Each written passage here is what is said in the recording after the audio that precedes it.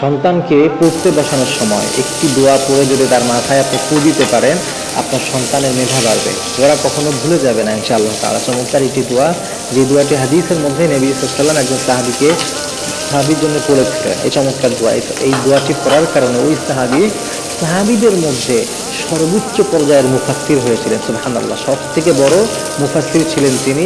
শুধুমাত্র আল্লাহ তাআলার নবী সাল্লাল্লাহু আলাইহি ওয়াসাল্লাম এই একটি দোয়া করেছিলেন। এই জন্যে মা বোন যারা আছেন, বাবারা যারা আছেন, যাদের সন্তান আছে, বাবা মায়েরা তাদের সন্তানের জন্য এই দোয়ার আমলটি করবে। অনেক সময় অনেক মায়েরা বোনেরা আমাদেরকে ফোন করেন যে হুজুর, ছেলের তো মেধা ভালো না, কেউ বলে হুজুর ও পড়তে চায় না, পড়ায় মন বসে না, কি করলে ও ভালো পড়তে পারবে, পড়ায় মনোযোগ বসবে?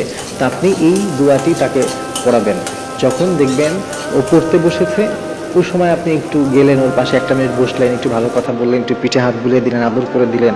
মাথায় হাত বুলিয়ে দেওয়ার সময় এই ছোট্ট 2-3 শব্দের এই দোয়াটি পড়ে ওর মাথায় ফু দিবেন এবং আল্লাহর কাছে চাইবেন যে, হে আল্লাহ, আমার ছেলের মেধাটা বাড়িয়ে দিন, পড়ায় মনোযোগ দিয়ে দিন। এবং শুধু দুনিয়াবি পড়াই শেখাবেন না, আখিরাতের, ইসলামের, দ্বীনের ব্যাপারে যত পড়াশোনা এগুলো ওকে করাবেন ইনশাআল্লাহ। দোয়াটা হচ্ছে আল্লাহুম্মা ফাক্কিহু ফিদ্দীন, আল্লাহুম্মা ফাক্কিহু ফিদ্দীন।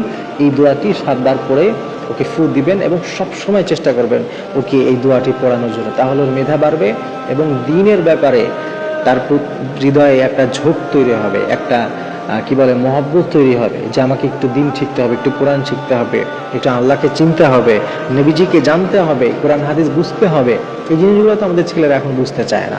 একটু যাও পড়াশোনার প্রতি একটু মনোযোগ এখনও বাকি আছে, সেটুকু জেনারেল পড়তে শেষ করে, ওইটাও পড়ুক, আমাদের ওইটাও দরকার, ডাক্তারও আমাদের দরকার, ইঞ্জিনিয়ারও দরকার, কিন্তু প্রত্যেকটা মানুষকে একজন মুসলিম হিসাবে আল্লাহকে জানাটা আরও বেশি দরকার। এজন্য আমাদের ছেলেরা যেন দ্বীনের শিক্ষায় শিক্ষিত হতে পারে, জেনারেল শিক্ষায়ও শিক্ষিত হতে পারে, মেধাটা যেন ভালো হতে পারে, পড়ায় যেন মনোযোগ বসে। এই জন্যে আমরা এই দোয়াটি করবো এবং ওর জ্ঞান যেন আল্লাহ অনেক বেশি বাড়াতে থাকে। জ্ঞানের তো শেষ নাই, লিমিট নাই, ওর জ্ঞান যেন আরও বৃদ্ধি পেতে থাকে। এই দোয়াটা আপনি পড়বেন এবং আপনি আপনার সন্তানকেও শেখাবেন। আপনি নিজেই যে শুধু বারবার ওকে পড়ে ফু দেবেন এমন না, ও নিজেও পড়লো ওর নিজের জন্যে, দুইজনেই পড়লেন, দুইজনেই আমল করলেন। এইভাবে বেশি বেশি ইনশাআল্লাহ চেষ্টা করবেন আমল করার।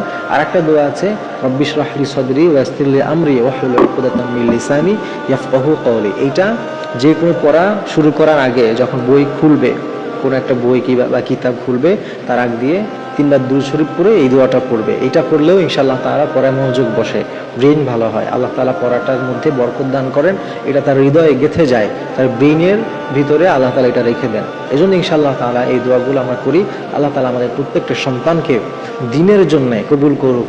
কোরআনের বুঝ, আল্লাহ তাআলাকে চেনা, আল্লাহকে জানা, নবীজিকে জানা, এই জানাটাকে আল্লাহ তাআলা তাকে জানার তৌফিক দিক এবং সে অনুযায়ী আমল করার তৌফিক দিক।